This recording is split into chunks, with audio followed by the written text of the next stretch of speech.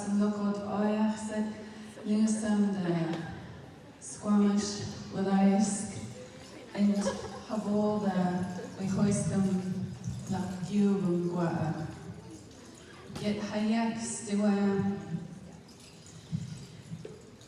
Tsimshian, Niska, Heisla, Haida, Taltan, Musqueam, Colville, this Clinket, the old Watkin. Some Flodamu, some Duayu, Dr. Michael D'Angeli, Duam Gamsuayu, Assistant Professor, University of the Fraser Valley, Diwo Hashel, some Nadikan Gua, Hayetsk, Duat, at a Miguishin, got some milk, next to got some milk, Duat, we like some Nadikan Gua, Got Hayetsk, this Gaba Hayetsk, Duat. In some Aliach, I've introduced all of us and addressed you all as we do in our feast hall. Some Aliach is the name of our language. It's a language specifically spoken by our Tsimshian people, which the majority of us in our dance group are connected to. And I'm Tsimshian as well as my nachs and our sons. I've given you our real names, some Flodamusum is my name. Lugweitlim, Gotsamil, and Imgyot Hayetsk, these are our sons, and I teased Nick in our language. Natty is baby boy, and so that's his nickname, because he's our baby boy, and I teased him in our language, and I said, and this is our great big baby boy, so these are our sons, Nick and Hayetsk. We are the Get Hayetsk dancers. Hayetsk in our language is the highest form of ceremonial wealth. It's in my hand here. These come as tall and taller than our littlest guy here. So this is one form, specifically a sasol, the rabble form. And we like to raise our hands in gratitude and deep respect for our Squamish relatives whose unceded territory we all have the honor and privilege of being a guest in today. Why, what?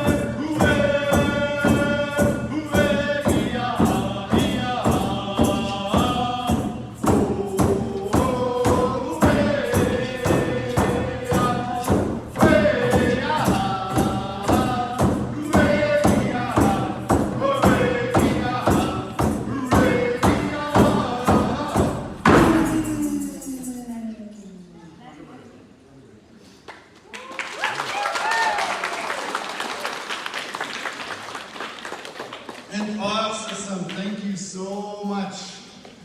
My second there went to go run with his Noe. Come on here, Natty. Yanda Wanagwadi. Come on, you gotta help me sing this next one. Yeah, can we get one of the stage people to hold the door, the staff to hold the door open for this next song, just because they're gonna be, oh, thank you so much. So that first song that we sang is a very old and ancient song. This song lets in history, the D'Angelis would sing as we travel from the Nass Valley in what's called Lissams, or what's in English called the Nass River. We would sing that as we went into the Stikine to go visit our Tlingit relatives in southeast Alaska. we would sing this and they would return and sing it back to us to know that the Dangelis are coming. We now use this song to let our relatives in the south or wherever we travel know that the Get Hayetsk are coming. So we sing this song, our men, our women, our non-binary, all sing this song to let our relatives know that we're coming. So we're letting you all know that the Get Hayetsk are coming near. This next song we received in trade through our dear relative Sa'aplak, Bob Baker of the Squamish people. Now amongst our Coast Salish relatives, they use this bean just like we do in the north. They call this bean Anacha'in. In Somalic, our language, we say Sadumpty. In English, it is the Thunderbird. So the Thunderbird gets everybody's attention in the hall. Gets everybody's attention to be a witness. For us on the West Coast, being a witness is one of the most prestigious positions to be in. Meaning it's way up there. Really important for our witnesses. Because it's all of your job to listen. It's all of your job to watch, to feel in your gut, your heart, and then you go and share it after. Because we didn't have Facebook Live or Instagram Live. We didn't have those things. We embodied our social media. So this is Anacha'in Sadumpty, the Thunderbird.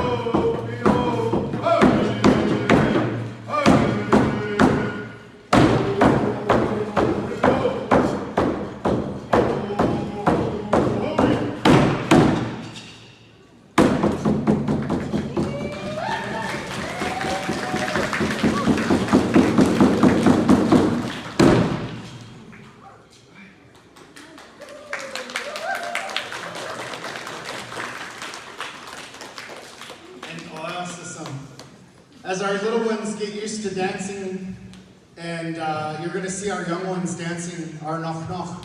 Noch Noch means beyond human power, and they are personified through our milk, our masks, our drums, our ceremonial regalia. It's super important for us as a dance group and as a family to teach our younger ones. I was probably just a little bit older than Hayetsk. Hayetsk is 2.5. He looks like a very tall 2.5. I'm tall. You can see his brother's tall and his mom's tall. But my wife and I, we were both very young when we started to learn how to dance. In particular, this next dance. This song was composed by my late grandparents, Samagik Oye and Sigamhanach Basa, Reggie and Louise D'Angeli. As young ones, we're taught about balance. We're taught about wearing and protecting our Noch Noch. For us, when we dance them, we aren't dancing them, they're dancing us, meaning the spirit and our ancestors guide us to dance these masks. So when you wear the amhalite, the headdress, often called a chief's headdress, what you're doing is showing that balance of power from the spirit world and the natural world. It's really wonderful to see the young ones learning to dance this. So we're really grateful that we're able to share this. I'm just waiting for all the young ones to hurry and sit down. You're late. No excuses. My wife and I taught a K through 12 back in our people's territory of Kitson-Kalem, so I completely understand. Even getting here today, I'm really grateful for the organizers and their patience, and our dear friend and relative Nyla for saying, here's their phone number.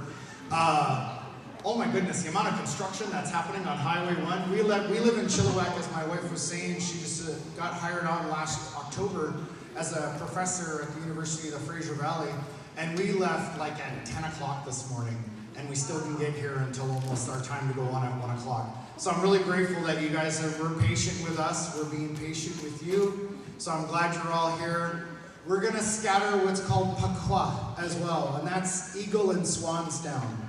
For us, this is one of our highest forms of honoring.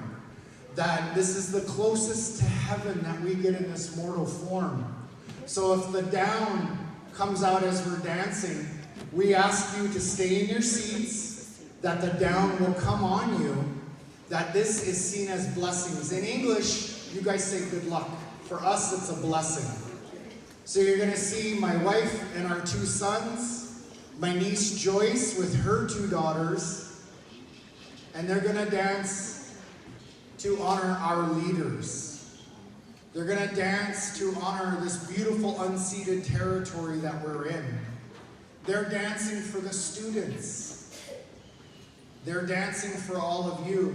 This is our way of honoring one of our most ancient of traditions that we're still teaching our young ones.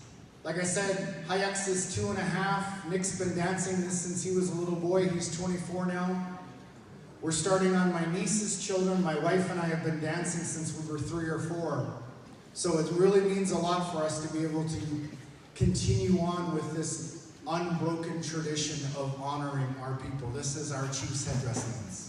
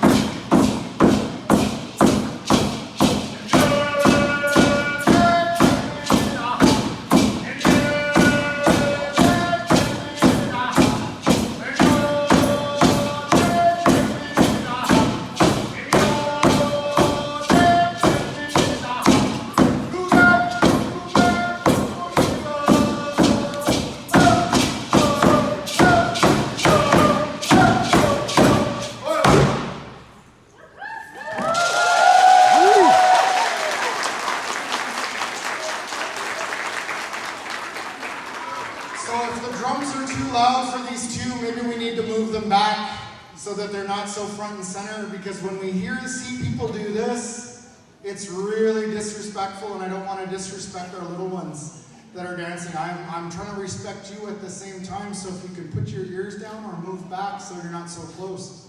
That way, you're not offended and you're not offending us. He's still not listening. There's 2 in the front row right here. For us, as I said, it's important to be witnesses.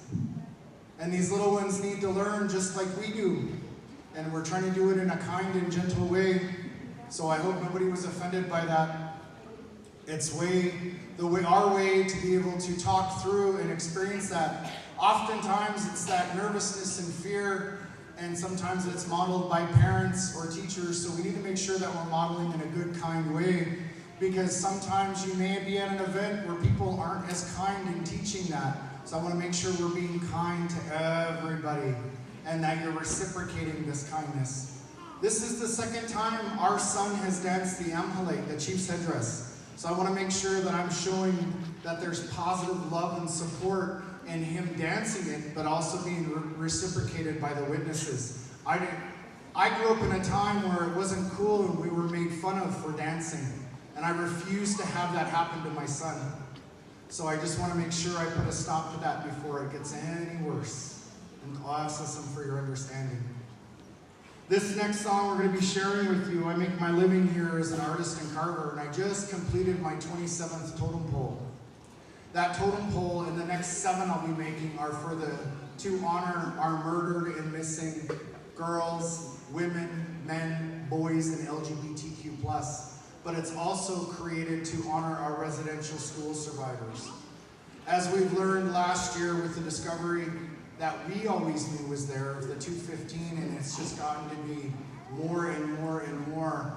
I've been asked by the Indian Residential School Survivor Society to create these totem poles going all the way up in the top of the Highway of Tears, or Highway 16, all the way down to Vancouver. And so these totem poles will be placed throughout the different areas to show that we are creating a safe and sacred space, that our people are watching these spaces, and to know that our people are not forgotten or lost. So as I said, I'm an artist and carver, and much of the Noch Noch you're going to be seeing danced here today has been created by me or my wife or through our assistants. This next song commemorates my first totem pole raising in 2000, which sure feels like a long time ago. And at that pole raising, it was an eagle and a bear totem pole, which also happens to be mine and my wife's crest. My wife and my son are Eagle Clan, and I'm Bear Clan, as well as Beaver. So you're going to see our eagles coming out and dancing for all of you here today. As you hear me say to my dancers, Shagurum Godzamana, what I'm asking is your heart ready for this? And they're saying, oh, which is yes in Somali. So I'm going to ask all of you guys, Shagurum Godzamana! Oh, hands up and good job. One more time. Shagurum Godzamana! Oh, you guys make my heart so happy. Here we go.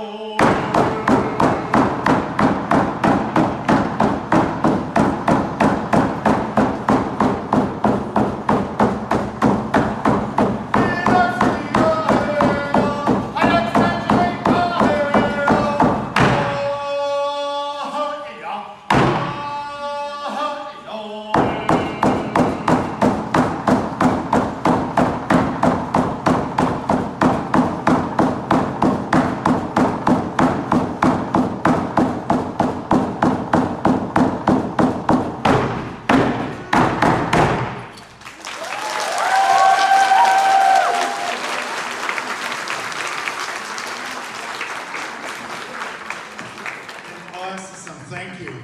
We were dancing on National Indigenous Peoples Day, which I'm grateful to see that SFU is saying National Indigenous Peoples Month, and we've been saying that for the longest time as well. That Hayetsk was dancing that. We did a performance on the downtown east side for the Downtown East Side Women's Center, and we were dancing outside. We were able to claim space and dance on the streets of Vancouver. And Hayetsk was dancing. As I said, he's only 2.5, he'll be 3 in October. And he was dancing with his mom, and he let go of her hand, and he soared himself for the first time dancing that eagle mask. So to see him dancing and getting that strength and that courage is such a huge relief. I know Millie probably feels that way seeing her granddaughters dancing the eagle masks and the amhalites as well. So it means a lot to be able to see that. Can we give our young ones a round of applause? Woo!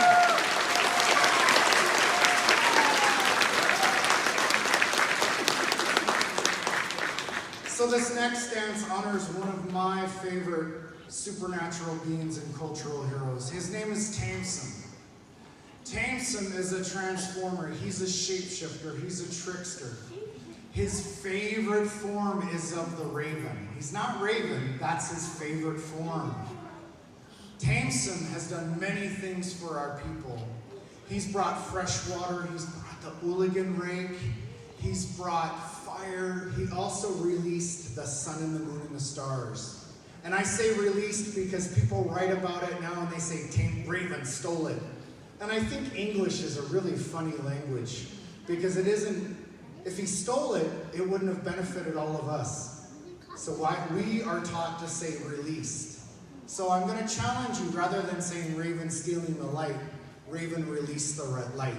Because we have this beautiful laha, the beautiful depth, the sun and this beautiful sky that we're able to see.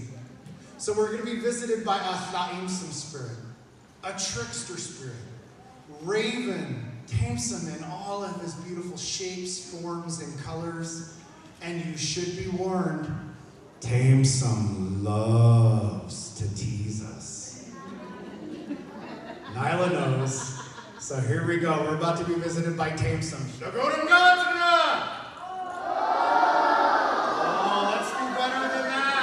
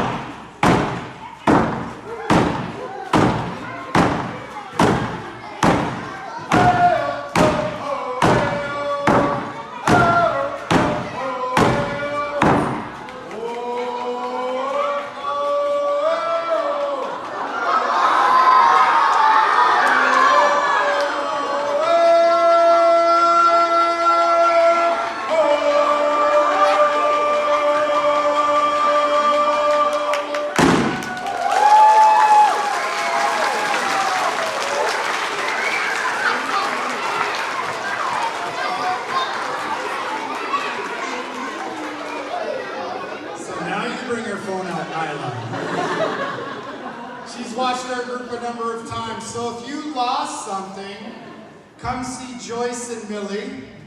Come grab your stuff, please. Don't be shy. This is how we get you to come out and dance with us. No, I'm just kidding, I'm just kidding. If you lost something, please come and grab it.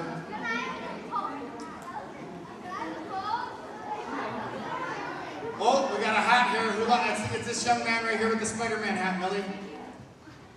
There you go. So if you lost something, raise your hand. Raise your hand nice and high. So when a supernatural being comes and touches us in this mortal realm, that is a huge blessing. So I thank you for being such a good sport. Let's give them a round of applause.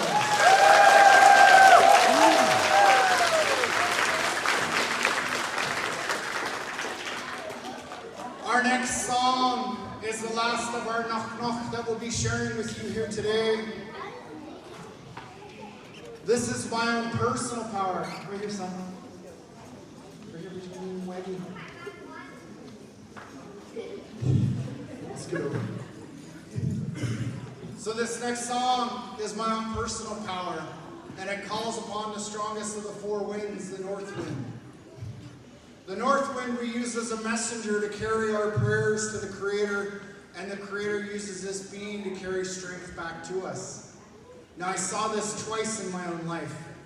The first time was when my Uncle Bill passed. My Uncle Bill was my absolute hero. He taught me to read. He was a Marine in Vietnam. He also played for the University of Washington Huskies in 2 Rose Bowls. And if you don't know college football, that is like the Stanley Cup of college football. And I got to sit on the bench with him and the other players. He was just my absolute hero. And when he transitioned and passed to the other side, it left a really big hole in my family's heart and my heart.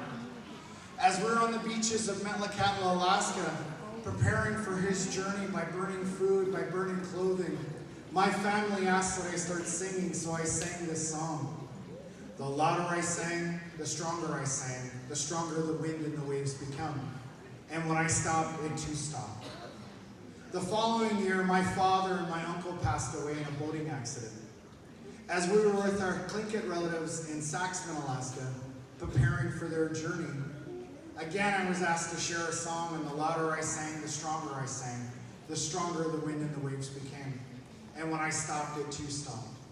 It was then that my mom and my family said that I needed to take this as a power song, as a prayer song, to bring strength to those in need. So when my wife and I started this dance group in 2003, this is the first song that we sought permission from my family to add ourselves in. We didn't have a dance to go with this or masks. So my wife choreographed this dance and we made the masks. It's a wonderful marriage of the old and the new, honoring our rich, complex history, but also honoring the richness and complexities of who we are as 21st century Indigenous people. This is our North Wind song.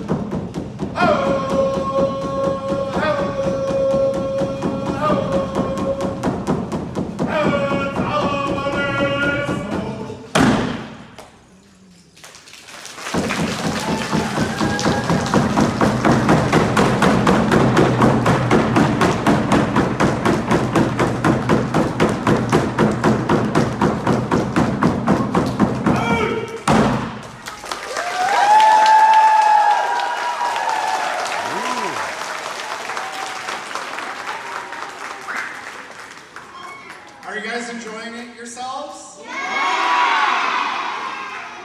Happy Indigenous Peoples Month!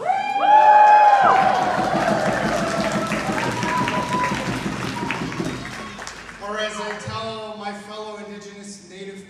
First Nations people, Happy Us Month.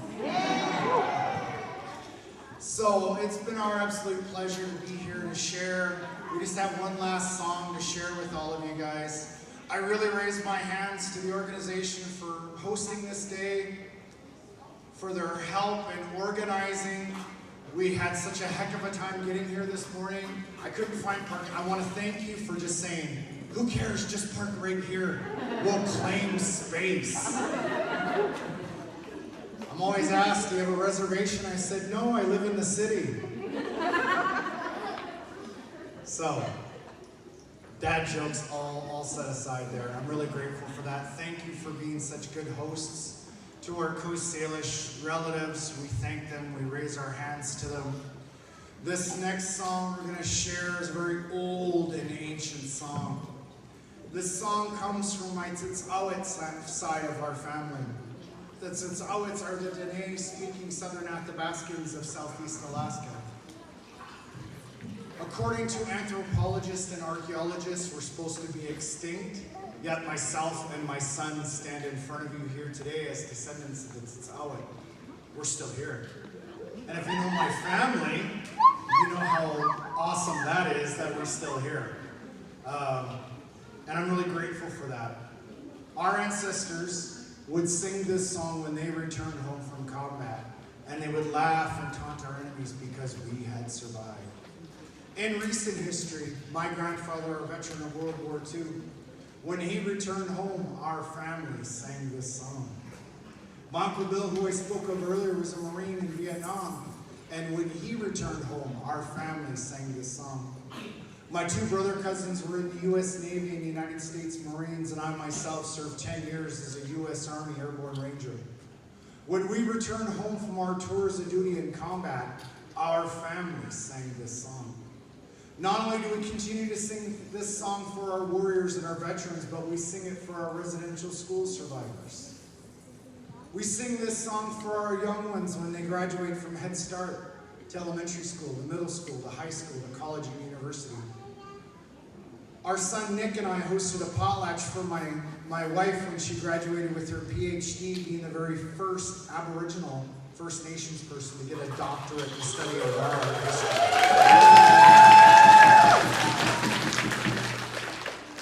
We sing this song every opportunity we can to show that we are still here, that we are practicing our ways of knowing and being, that we are practicing our languages, our songs, our dances, our culture. We've all just come out of a really dark time as human beings. We've lost members of our dance group, including Dr. Woody Morrison, who is my uncle. He was actually uncle to all of us in our dance group, and it's super hard to continue on. We've lost members in our communities. I'm sure it's affected you guys the same way. But we made it. We're here, we're still practicing our ways of being. We may not be perfect, but we're doing the best we can, and we're doing our best to make a better future for our young ones. So I sing this victory song for all of us. I sing this victory song for our dance group, our young ones that we see in our dance group. My grandfather used to talk about nothing more dangerous than an Indian with an education, so be dangerous. We are educating our young ones, not only in Western society, but our ways of knowing and being. As you see, they are learning the protocols of learning to dance, our naf. All the educators out here and the ones that work with the young ones, we raise our hands up to you. We're singing this song for you guys as well. Because it's people like you who inspired us to do what we're doing today. It's people like you that said it's okay to be Indian, First Nations, Native, whatever you choose to say you are. And that was huge. That really meant a lot to me in my life growing up. So we sing this victory song for all of you.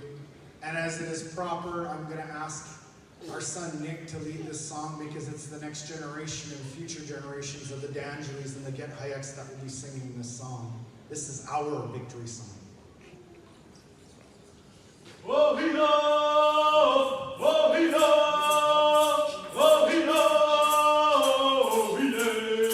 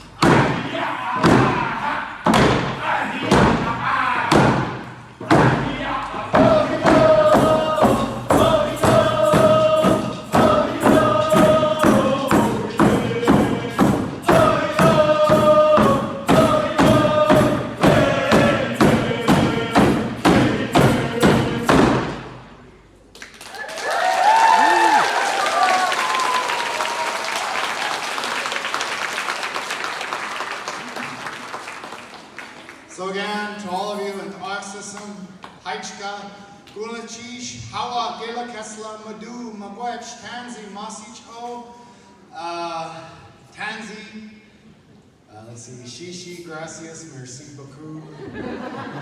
To all of you, we thank you for allowing us to have this little bit of time.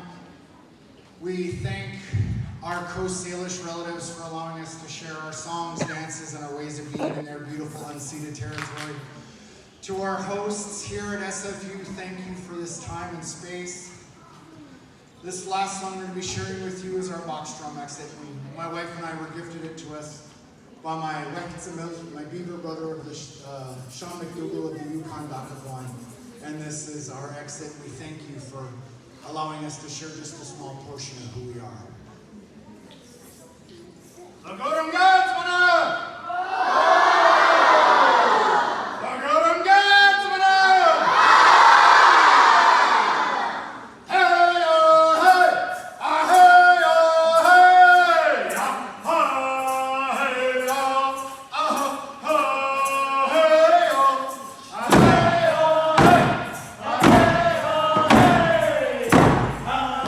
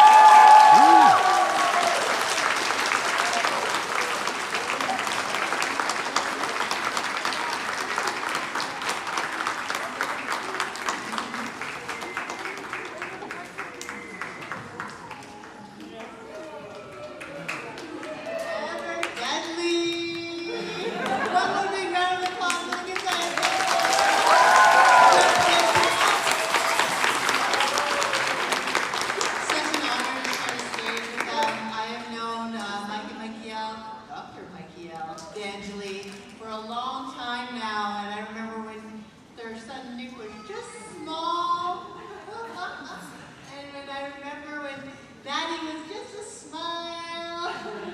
So it's such an honor. I'm so grateful. Thank you so much, Biju. All right.